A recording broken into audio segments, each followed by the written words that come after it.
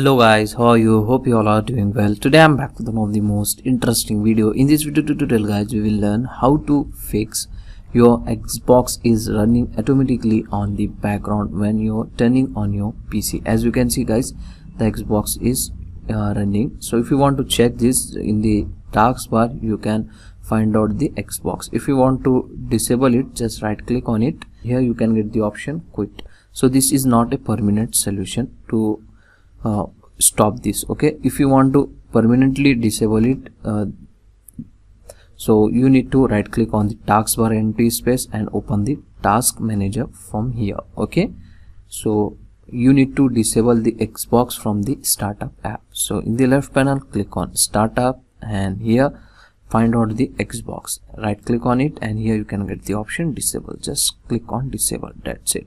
Now it will not start automatically on the startup. So this is the easy and simple method to stop this. So that's it for today guys. Hope you enjoy this video. If you enjoy, please guys like, share and subscribe to our channel. Thank you very much.